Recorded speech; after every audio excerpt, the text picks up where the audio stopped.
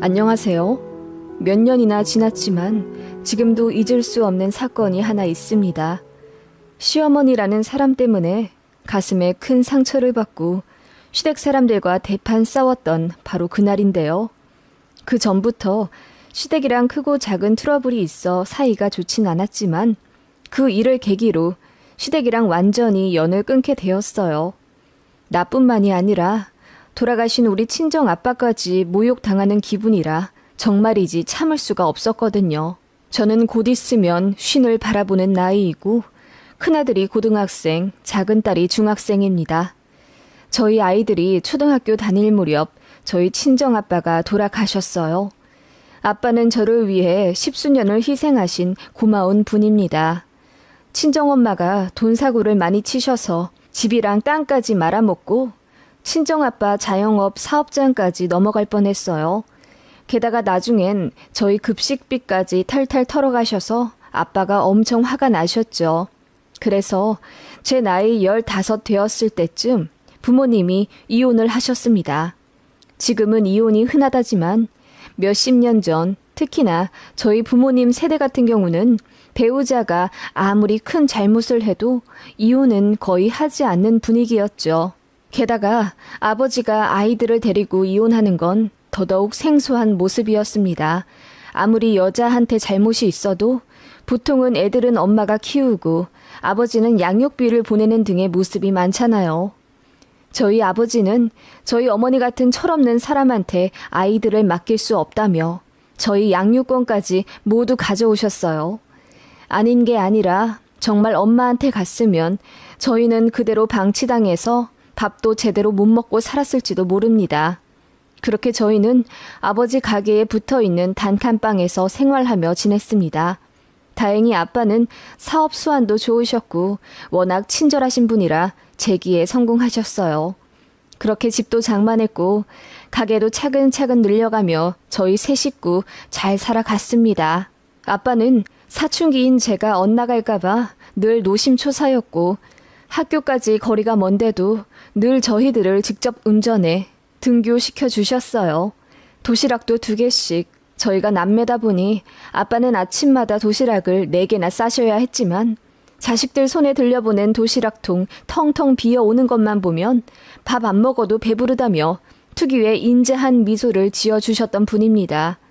저희 많이 어려웠을 시절 아빠는 배를 골아도 저희가 먹고 싶어하는 음식, 간식 전부 다 사주려 하셨고 경기가 안 좋아 과일값이 하늘을 치솟아도 아빠는 사람들에게 돈을 빌려가면서도 저희 딸기며 사과며 다 사주셨어요. 그런 아버지의 사랑을 어찌 잊겠습니까? 그렇게 저희 대학까지 모두 보내고 아버지도 사업을 조금 축소하셔서 건강관리하시며 쉬엄쉬엄 해나가셨습니다. 엄마는 죽었는지 살았는지 모를 만큼 저희한테 아무 연락 안 하고 사셨는데 저희 대학 졸업하자마자 돈 빌려달라며 찾아오더군요. 그런 엄마 때문에 아빠는 또 한 번 큰 스트레스를 받으셨고 그 때문인지는 몰라도 갑작스런 위암 진단을 받으셨습니다. 그래도 자식들 시집 장가 가는 것까지 다 보고 죽겠다며 의지로 항암 이겨내시고 결국 완치 판정을 받으신 대단하신 아버지예요. 그렇게 저희 남매 결혼시키면서 각각 1억씩 해주셨고 아버지는 당신의 소임을 다 하셨다며 한결 어깨가 가볍다 하셨습니다. 그런 친정아버지의 사연을 남편도 잘 알고 있고 시댁도 어느 정도 다 알고 있었습니다. 시댁이란 단어만 올려도 절로 한숨이 나올 정도네요. 저희 시댁은 제가 친정아버지께 애틋한 마음이 있는 걸 굉장히 못마땅해 하십니다. 애초에 저희 결혼을 반대하신 이유도 며느리 될 사람이 홀아버지가 있어서였어요. 홀어머니들은 혼자 잘해먹고 잘 사는 반면에 홀아버지는 하나부터 10까지 다 챙겨드려야 하고 친정에 돈도 많이 들어갈 것 같다는 게 그 이유였어요. 막상 결혼하고 나니 오히려 반대였죠. 저는 친정아버지께 결혼할 때 1억이나 받았으며 결혼하고 나서도 이런저런 명목으로 용돈을 많이도 받으며 지냈어요. 반면 시댁에서는 돈 없다며 2천만 원 해주신 게 다고 그것도 축의금에서 다 챙겨 가셨습니다. 저희 아버지는 아빠 앞으로 들어온 축의금 한 푼도 빠짐없이 다 저희 주셨고요. 그리고 결혼하고 나서도 여기 아프다, 저기 아프다, 이거 망가졌네, 저거 사야 하네 하면서 저희 부부한테 몇백씩 뜯어가곤 했던 시댁입니다. 그러면서 제가 친정아빠 조금이라도 챙기려 들면 이래서 호랩이 있는 며느리는 드리는 게 아니라면서 노발대발하곤 하셨죠. 시어머니가 거의 그러셨고 손 아래 신우도 옆에서 거들었어요. 한 일화로 제가 결혼식에 아버지 손잡고 입장하면서 펑펑 울었는데 그것 때문에 시어머니가 결혼식 끝나고 저한테 삿대질을 하시며 너 결혼식 입장하면서 그렇게 세상 잃은 듯이 울면서 들어오면 어쩌니? 가뜩이나 혼주석에 친정엄마 자리도 비어있어서 내가 얼마나 창피한데 우리가 너 구박한다고 사람들이 오해하면 어쩌니? 괜히 우리 입장만 이상해지고 말이야. 라고 소리를 고래고래 지르시더라고요. 다행히 남편은 정상이라 시어머니한테 그게 무슨 망언이냐며 같이 맞서 싸웠기 망정이지. 시어머니 때문에 저는 그대로 도망쳐버리고 싶었답니다. 그리고 결혼하고 나서 처음으로 맞는 어버이날에 자기 아들 귀찮게 친정까지 간다며 노발대발 하셨습니다. 그해 어버이날이 주말이었거든요. 그래서 토요일은 시댁 가고 일요일은 친정 간다고 했더니 시어머니가 이러시더군요. 뭐하러 가? 곧 있으면 추석인데 추석날 가면 되지. 정말 어이가 없더군요. 어버이날은 5월이고 그해 추석은 10월달이었습니다. 친정아버지 마지막으로 뵌 날은 3월달이었고요. 거의 1년을 보지 말란 거잖아요. 너무 열받더라고요. 그래서 저도 참다 못해 시어머니한테 그랬네요. 그런가요? 원래 결혼하면 부모님 댁 자주 왕래하는 게 아닌가 봐요. 그럼 저희 이번 어버이날에만 시댁 오고 이제 다음 추석에 뵙겠습니다. 라고 했더니 시어머니가 무슨 말도 안 되는 소리를 하고 있냐며 소리를 꽥꽥 지르시더라고요. 친정이랑 시댁이랑 같아? 아니 시댁은 더 가까이 있잖냐? 그러니까 자주 와야지. 정말 우습게도 시댁과 친정은 고작 30분 거리밖에 되지 않습니다. 그저 갑질하고 싶어 우스운 핑계를 대신 것이지요. 아무튼 저는 그 당시 새댁이었지만 시어머니에게 쌓인 것이 많아 그대로 들이받았고 그 덕분에 시어머니랑 대판 싸우게 되었습니다. 시어머니는 저 같은 며느리 들이기 싫다며 아들더러 이혼하라 성하셨고요. 누가 봐도 어머님이 무리하게 구시다가 일이 커진 거라 남편은 제 편 들어줬어요. 그 덕분에 신우까지 합세해. 오빠, 너무한 거 아니야? 엄마 편 들어야지. 오빠 평생 키워준 엄마를 겨우 새언니란 사람 하나 때문에 이렇게 배신해도 되는 거야? 라고 하더군요. 겨우 새언니란 사람 하나 라는 말이 빗으로 남아 제게 큰 상처가 되었고요. 그 덕분에 시댁과는 굉장히 소원해졌습니다. 솔직히 아예 안 보고 살고 싶었지만 뭔가 그럴 수가 없는 현실이었어요. 시부모님이 각각 앓고 계신 질환 때문에 대학병원을 다니시는데 그게 저희 집 근처에 있습니다. 그래서 3개월에 한 번씩 꼭 외래를 오셔야 하는데 대학병원 절차를 너무 어려워하셔서 저희 도움 없이 의사 진료를 아예 못 보시고요. 신우는 일이 바빠서 늘 외면했습니다. 참 어이가 없더군요. 평소에는 그렇게 자기네 부모님한테 잘하라며 저한테 뭐라고 하더니 막상 본인이 자식으로서 해야 할 일은 모르는 척하고 저한테 넘기려 하는 게 말입니다. 옛날에 때리는 시어머니보다 말리는 시누이가 더 얄밉다는 속담이 있지 않습니까? 하지만 제 주변에는 그런 신우 케이스를 본 적이 없었어요. 회사 언니들도 다들 신우 올케들과 사이좋게 잘 지내고 또 저희 고모도 사고만 치고 다니는 저희 친정엄마에게 생전 까탈스러운 말 한 번 하신 적 없습니다. 그냥 뒤로 묵묵히 돈 도와주시고 저희 봐주시고 했을 뿐이죠. 그렇기 때문에 제가 직접 겪은 신우라는 존재는 참 생각만 해도 싫더라고요.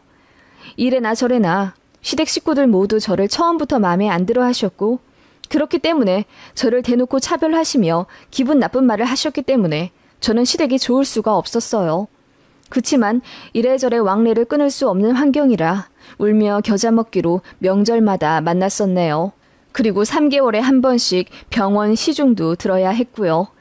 그러다가 시댁과 완전히 연을 끊고 영영 보지 않게 된 사건이 있습니다. 저희 아이들 초등학생 때 일이네요. 그때 생각을 하면 아직 상처가 회복이 되지 않은 듯 지금도 가슴 한켠이 아리옵니다. 친정아버지가 뇌졸중으로 쓰러지셨어요. 그것도 어떠한 전조 증상 없이 어느 날 갑자기 쓰러지셨습니다. 하필이면 늦게 발견되신 바람에 처치가 늦었고 뒤늦게 병원에 갔지만 간신히 생명 유지만 하는 정도에 그치고 의식은 찾지 못하셨어요. 아버지 소식 듣고 너무 충격받아 엉엉 울며 저 혼자 차 끌고 친정 지역 대학병원으로 갔습니다. 애들이 아직 너무 어리기에 아이 아빠가 집에서 봐야 했고요. 일단 저 혼자 출발한 뒤 시댁에 부탁해 아이들 좀 맡기고 남편이 뒤따라오기로 계획되어 있었죠. 그런데 시댁에서 소식 듣고는 정말 어이없는 말을 하더라고요. 시어머니의 그 망언이 아직도 잊혀지지가 않습니다. 그래, 친정아버지는 괜찮으실 거야. 노인네들 많이들 쓰러지고 그러시지 않냐. 그러다 일어나시겠지. 근데 거동이 불편하실 텐데 그건 어쩌냐? 네가 모실 건 아니지 않니? 게다가 똥오줌도 못 가리실 텐데 내가 걱정이다.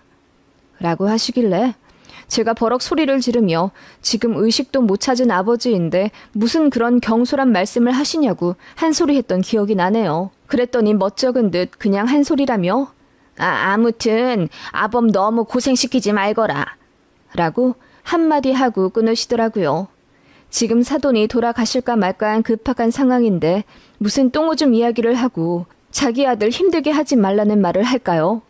워낙에 생각 없는 시어머니였지만 그날 정말 정이 다 떨어졌습니다.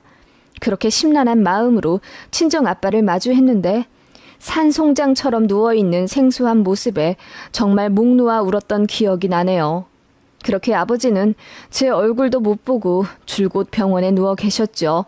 이대로 의식을 찾더라도 몸이 불편해질 수 있는 상황이 있다고 의사가 말했지만 그런 거 상관없이 제가 잘 모실 수 있으니 제발 깨어나시길 간절히 빌었습니다. 그러나 불행하게도 수술 합병증이 찾아와 급성 폐렴에 고생하셨고 2번이나 심정지를 겪고 1달 반 만에 결국 저 세상에 가셨어요.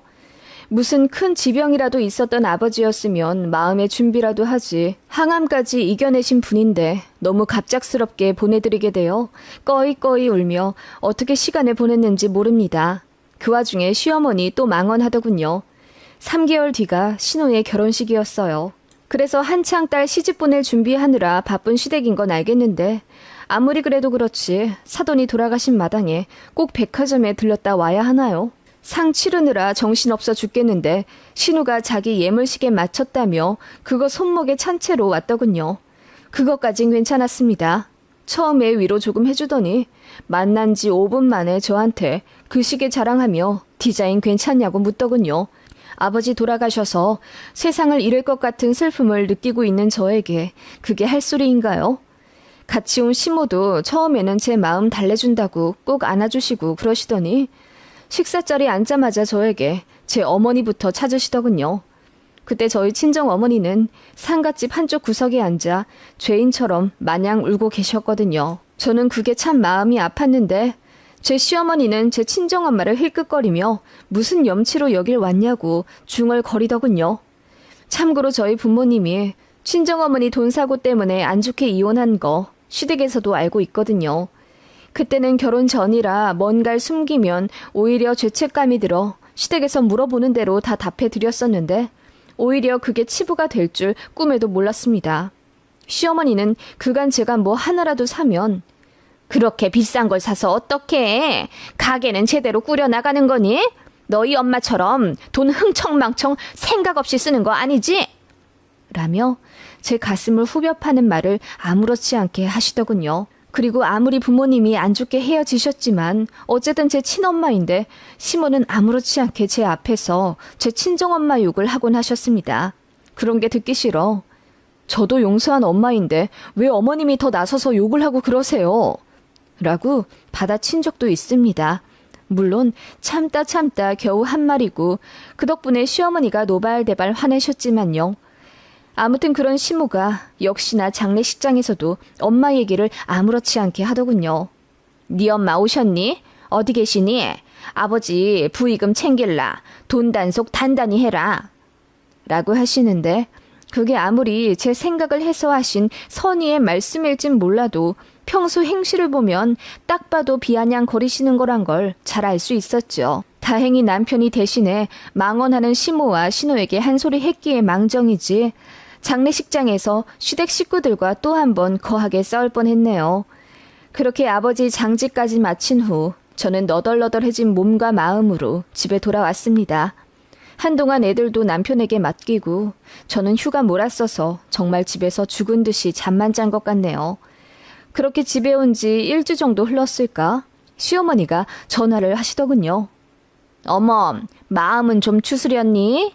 얘기 듣자 하니 잠만 그렇게 잔다던데 몸이 힘들어서 그러니 마음이 힘들어서 그러니? 아, 네. 그래도 요즘은 좀 나아졌어요. 걱정 감사합니다. 걱정이 아니라 그렇게 애들을 아범한테 맡기고 넌 그렇게 잠만 자면 어떡해? 우리 아들한테 얘기 들으니 퇴근하고 나서 자기가 밥 다 하고 애들 씻기고 재운다던데 애들 학교 가고 학원 가 있을 동안만 자면 되지. 힘들게 일하고 온 우리 아들 또 부려먹어서야 되겠니? 휴가도 다 몰았었다던데 그러면 진짜 필요할 때 못 쓰잖니? 네 시댁에 급한 일 생기면 어쩌려고? 그렇게 시어머니는 기다렸다는 듯이 잔소리를 퍼부어대기 시작하셨습니다. 아무리 그래도 아버지 돌아가신 충격에 헤어나오진 못하는 며느리에게 할 소리인가요? 그것도 발인한 지 이제 고작 1주일 되었는데요. 어머님은 제가 아이들 엄마이기 때문에 빨리 훌훌 털어버리고 씩씩하게 살아가야 한다는 뜻으로 하신 말씀이라고는 했지만 얘기 들어보면 본인 아들 고생할까봐 저더러 빨리 일상생활 회복하라는 말이었죠. 기가 막혀서 대꾸도 안 했습니다. 시어머니는 그렇게 한 소리 퍼부어 대시다가 결국 본론을 꺼내시더군요. 그나저나 부의금 다 정리를 했고? 네, 큰아버지랑 제 동생이랑 셋이서 다 정리했어요. 어떻게 나눴니? 네 엄마한테도 나눠준 건 아니지? 어머님, 왜 자꾸 네 엄마 그러세요? 그날도 사실 너무 불쾌했는데 아버지 장례식장이라 참았어요. 아무리 그래도 저희 엄마에겐 전 배우자 죽은 거고 발인할 때도 통곡하셨어요. 어머님 그러시는 건 정말 예의 아니죠? 아니, 뭐 그렇게까지 말을 한다니? 아니, 나는 그냥... 어머님은 예상치 못한 제 반격에 당황하셨는지 얼머무리시다가 결국 화제 전환을 하시며 이번 주 주말에 신우 예비 남편이 집에 식사하러 올 건데 저도 오라 하시더군요. 저는 솔직히 너무 가기 싫어서 그냥 바로 거절했어요. 예전 같았으면 제 거절에 시모는 버럭 화를 냈을 텐데 웬일로 살살거리며 저를 설득하려 하시더라고요. 그러지 말고 잠깐만 와서 식사 좀 하고 가. 조금이라도 움직이고 그래야 기분도 나아질 것 아니냐. 와서 내가 해주는 밥 먹고 가. 애들 고모부 될 사람이랑 식사도 좀 하고. 그리고 할 얘기도 있어. 그러니까 꼭 와라. 응? 할 얘기요? 무슨 말씀이요? 아니, 일단 주말에 오면 말할게. 아무튼 밥 먹으러 꼭 와. 응? 그렇게 애타게 저더러 오라고 하시는 시어머니였습니다. 제가 좋아하는 월남쌈까지 해주겠다 하시더라고요. 시댁 식구들 다 월남쌈 싫어하거든요. 이런저런 망언으로 제 마음을 복잡하게는 만들었지만 그렇게까지 부탁을 하시고 어쨌든 저희 친정아버지 일에 발걸음 해주셨으니 가긴 가야겠다는 생각이 들었어요. 그래서 주말에 시댁으로 갔습니다. 지금 생각하면 우울증의 한 증상이었던 것 같은데 정말이지 한 걸음 내딛기도 힘들더라고요. 온몸이 바닥에 붙어있는 것 같아 금방이라도 땅에 꺼질 듯한 느낌을 받으며 힘겹게 시댁으로 갔어요. 가는 도중에도 돌아오고 싶었지만 저를 위해 월남쌈까지 해놓으셨다는 시어머니를 생각해서 참고 시댁으로 갔죠. 그렇게 시댁 현관 앞에서 벨을 눌렀고 문이 열리자마자 저는 그대로 얼음처럼 굳어버렸습니다. 모래 같은 자잘한 가루 같은 것이 제 얼굴로 날아왔기 때문이죠. 눈을 뜰 수 없어 제가 소리를 지르자 남편도 놀라 무슨 일이냐고 저를 감싸 안았고 그야말로 아수라장이 되었어요. 애들도 놀라서 울고요. 이게 무슨 상황인지는 뒤늦게 파악하게 되었습니다. 바로 시어머니가 저에게 소금을 뿌리신 겁니다. 정말 황당하더라고요. 그게 에구 나도 이러고 싶진 않았는데 이제 곧 우리 딸 결혼이잖아. 그래서 혹시 몰라서 좀 뿌려봤어. 너무 기분 나빠하지는 말고 응? 하시며 시어머니가 멋쩍게 웃으시더군요. 어머님, 지금 저한테 소금 뿌리셨어요? 아니 그게 그래도 큰 경사 앞두고 있는 우리 딸도 좀 생각을 해야지. 그치? 조금 뿌렸어, 조금. 자, 어서 들어오너라. 어머님은 그렇게 서둘러 저를 들어오게 하셨고 저는 기분이 나빠서 팔을 뿌리쳤습니다. 어떻게 저한테 소금을 뿌리실 수 있어요? 왜요? 저 장례식장 다녀왔다고요? 그게 무슨 장례식이었는데요? 다른 사람도 아니고 저희 아빠 돌아가신 거잖아요. 우리 아빠가 무슨 귀신이라도 돼요? 어디서 악귀 취급을 하세요? 그게 아니라 원래 장례식장 다녀온 사람들한테는 소금 뿌리는 게 문화야. 너한테만 뿌린 게 아니라 우리 가족도 한 번씩 다 뿌렸다. 자, 아범도 뿌리고 우리 손주들도 좀 뿌리고, 응? 됐지? 그냥 하는 거야. 하시며 시어머니는 멋쩍게 웃으며 소금을 저희 가족에게 뿌리시더군요. 저는 열받아서 그대로 몸을 돌려 다시 엘리베이터로 탔습니다. 그랬더니 시어머니가 헐레벌떡 달려와 기분 상했다면 미안하다며 제발 밥 먹고 가라고 비시더군요. 그 소란에 뒤늦게 부엌에서 신우랑 예비 고모부까지 나왔고요.